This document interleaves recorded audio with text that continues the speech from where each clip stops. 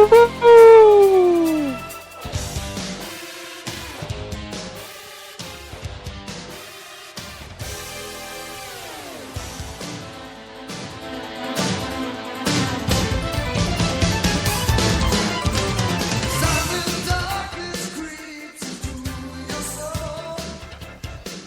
everyone. This is Jim. Steve? Yes, Jim. For those of you who don't know, Jim and I are right now carrying the show, which adds a little bit of class because Keith is having technical difficulties with his microphone.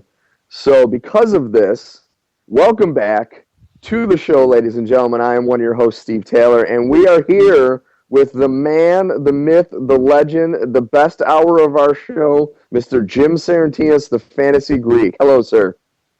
Hey, Steve. How's it going? How was your weekend?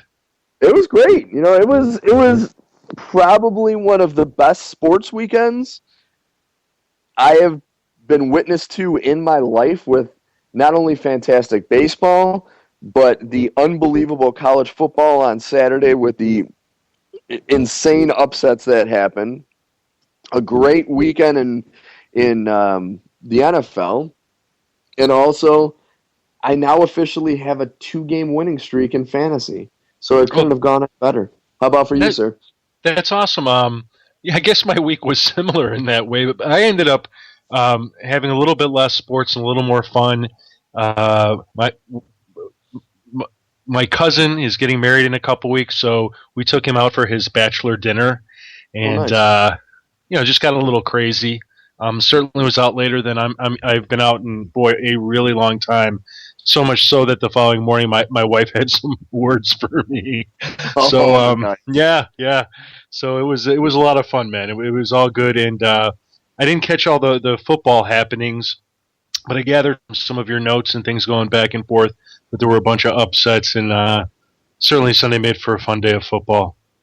Yeah, it really was. And I have to shed a tear for our compadre and friend Keith Grieve, because as of about 3 minutes ago, thanks to a Russell Wilson run, Keith lost this week in fantasy football.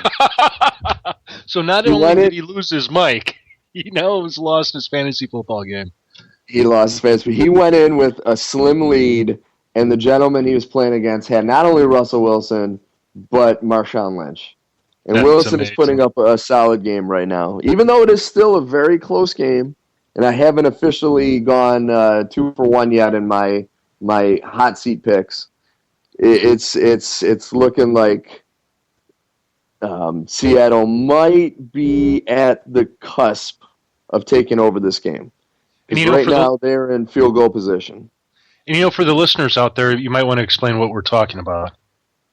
For those of you who don't know, at the end of each show, we do a pick segment where, we all kind of just say what we think's going to happen with the games for the following week. I have been in the basement for this entire season. It has been a very rough year for me, and not only in fantasy football, but in picking real football. And, that's sort of unheard for you, Steve, just to be fair. It is. And I don't know what it was. I thought I had lost my touch. But now, like I've said before, I am on a 2-game winning streak in fantasy. And then I took a shot on 3 games this week to differentiate me from the 2 gentlemen that do this lovely show with me.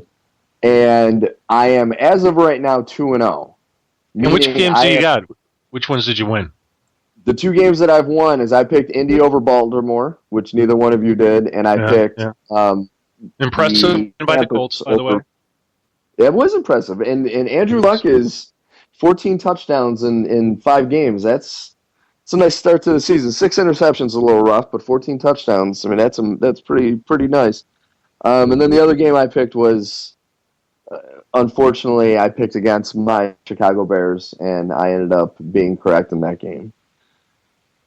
Yeah, that was a disappointing game for all the Bear fans out there. Sort of a lot of the same from Jay Cutler, and a very winnable game. It wasn't like it was a rout over the Bears. Yeah, and that's the thing is we pretty much had control of that game from the start. It was just late in the game. We just couldn't make the right calls. We couldn't make the right plays. Yeah, I'll tell you, they took Martellus Bennett out of the game, and I was pretty impressed by that because he's actually been sort of the beneficiary of all the coverage that's rolled towards Marshall and Alshon Jeffrey, and that didn't quite happen this weekend. But that's no excuse. I mean, you still have some quality players on the field against a defense that's just reeling from the losses of what is it? Not George Hardy. What is his name? Their defensive end that's on. Greg Hardy. Excuse me. Greg Hardy. Yeah. And then they've got a few defensive ends that are injured, or suspended. Can you guys hear me? Yeah! Hey, there he is. Oh my gosh! Thank God. The show is going fine without you, Keith. You might as well turn your microphone off. You're right. I'm going back to bed. Have a good night. Yeah. So, did you hear my condolences, sir? On what? My microphone dying? No, on your fantasy team dying this week. Yeah, it's done. It's all done. My condolences, my friend. Turn out the lights. The party's over. Yeah. Listen, we got a show to keep moving on here. I'm sorry. Go ahead. I'm sorry. I want to make sure. No. That's okay. No. I'm just trying to. We're glad that you're back, right? Right, Steve? Oh, I'm smitten. Yeah. I can't. Smitten. He said smitten. I said smitten. Smitten. But we still kind of need to keep things moving, and I don't know. What do you want to talk about, Steve? It is your show. I would like to talk about what happened with the Jets. All right. I mean, you have a team here with the Jets who they're not a good team, but they're not the Jaguars, in my opinion. I think they have talent, and they have some playmakers, and they looked horrendous. Now, mind you, they are going against, in my opinion, the hottest team in the NFL right now with San Diego. But, I mean, to get shut out and not even put up a fight, what is going on with the Jets? I thought the bigger story was the clobbering of the Jets by the Chargers, just insofar as, I mean, they didn't just beat the Jets. The Jets have lost some games, and they weren't shut out, and they weren't, wasn't lopsided victories. I mean, they were victories. But to see a Chargers team just demolish them, and some of the wins that the Chargers have had, to me, they're really making a statement that they're much better than people are giving them credit for. They're sort of the team that no one's talking about right now. And, I mean, in power rankings, they should be aggressively in the top 10 and certainly bordering top 5, I think, because they're in control of the AFC West. Oh, absolutely. They've got to take on the Broncos, but they can beat the Broncos. They can beat them. They got a good defense. I think the real story about the Jets was the story that came out from the New York Post, Manish Mehta, about Geno Smith and a bunch of the Jets players missing a meeting completely because they were, quote-unquote, at the movies and they got confused with the time change from the East Coast to the West Coast. But see, I heard that that's a non-story. I heard that all was forgiven on that because of the confusion that was created by the time change. But you get 3 extra hours if you go west. Hey, I'm just telling you what I had heard about it. Yeah, That's all I'm saying. And I don't think that had anything to do with the second half, him getting pulled.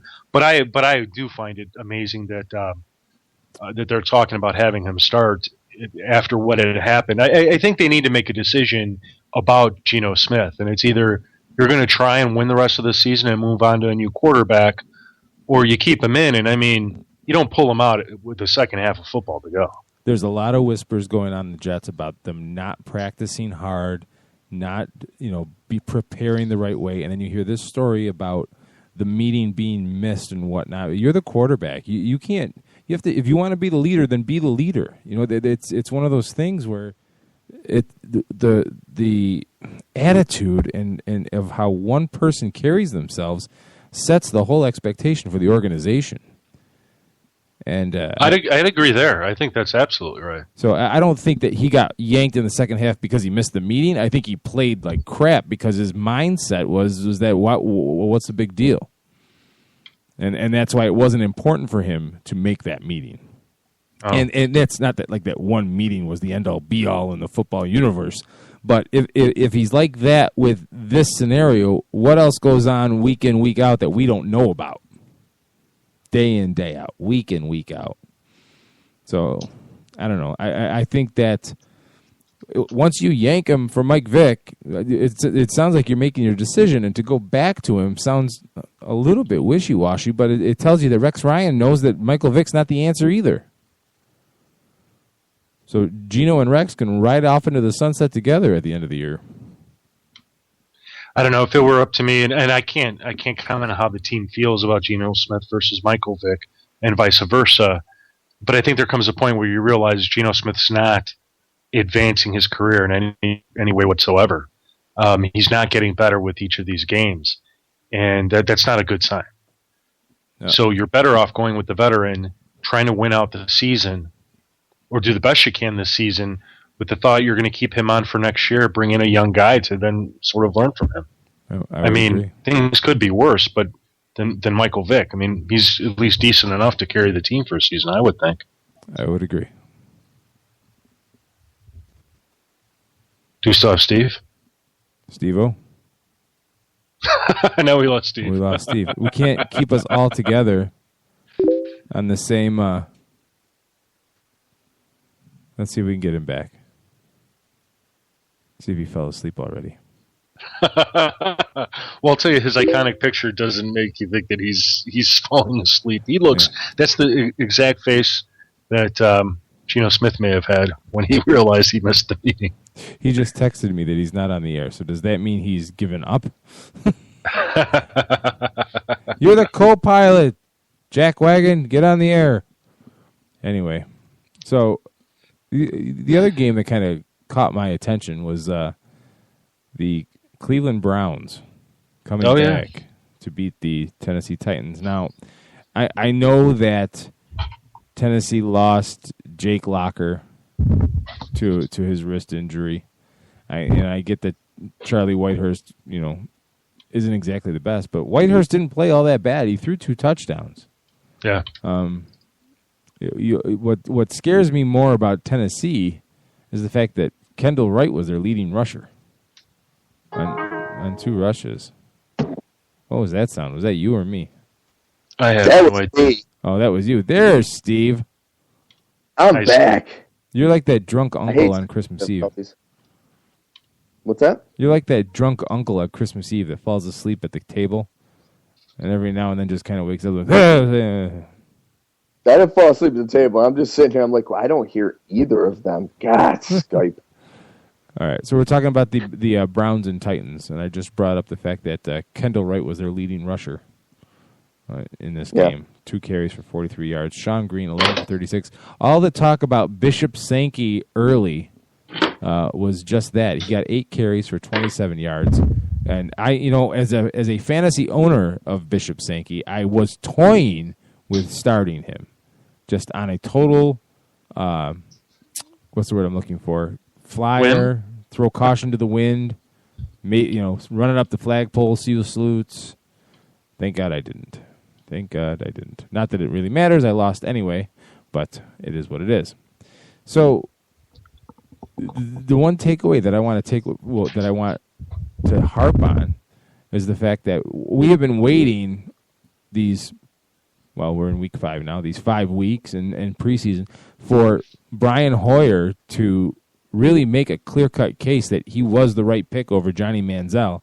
And I think he finally had the game where he showed everybody what he can really do. Not that Tennessee is an all-world defensive team by any stretch of the imagination, but the fact that you come back from 28-3 on the road, and while Tennessee may not be a lockdown defense, they're not bad. You know what I mean? They're not like getting run over, but they get Ben Tate back from injury, 22 carries for 123 yards.